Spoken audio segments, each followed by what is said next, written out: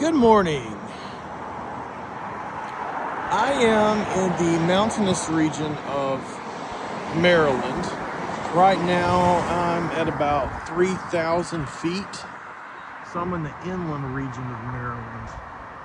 So I know it's kind of hard to tell, but I'm panning around to let you see the mountains as much as you can tell. So definitely not on the seaboard. I'm as far away from the seaboard as you could possibly be. Inland Maryland, again, my elevation currently is about 3,000 feet. Now, what I'm standing outside right now is what's called a toll house.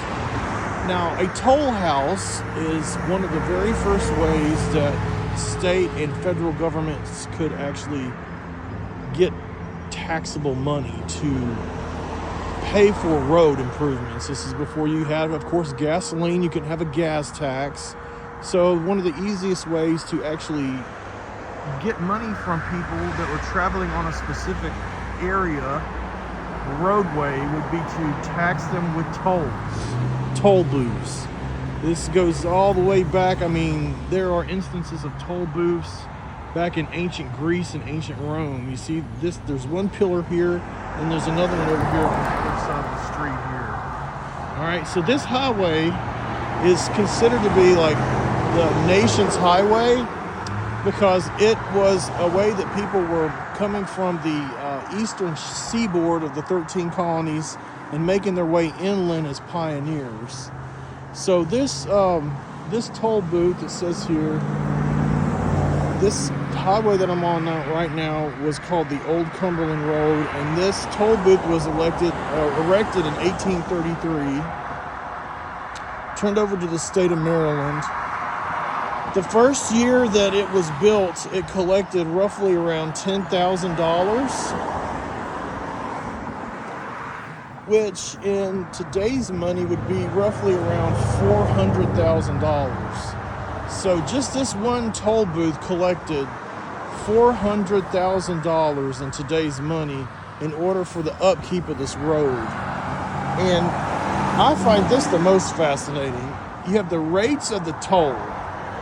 So calculated here in order to know how much your tax rate is going to be, the cents for the miles, and over here you have what's actually being charged. So every score of sheep or hogs, cattle, horse and rider, dearborn, chassis, sled drawn, chariot, coach, or sleigh, and so the way that these toll houses operated, they were a lot like lighthouses were. And you can see inside here, it's actually furnished. You've actually got furniture in here. It's set up just the way that it would have been back when this was an operational toll house. I'm sure that there's probably one day in the entire year that you have to make reservations for in order to come in here and look at it, like nearly every other damn museum that I come across while I'm traveling. I like this one even more. Every score of sheep or hogs, 6 cents. Every score of cattle, 12 cents. Now you can see that what they're charging you is going to be anywhere between, the cheapest is 2 cents. The most expensive is 12. The 12 cents is going to be a score of cattle, because the cattle would make more of a dent into the roadway. They tear up the roadway more than the smaller animals would. So I don't see anything on here that indicates that they charge you if you're just walking. I'm guessing if you were just walking, you could just walk down the road and they wouldn't charge you anything for it. So the most expensive thing were the cattle, because the cattle, they tear up everything so much more than any other animal. It's really dirty and it's hard to get a shot of in here. So these remind me a lot of lighthouses. So you would have a toll house keeper that would live in a toll house. I think they started them off back then around $200. About $200 a year which was pretty good money back then, especially if you had state benefits. Now, again, this was run by the state of Maryland, not run by the federal government. So as this, the Road of America, as it's called, was opening up as it went further from the eastern seaboard into the west, and the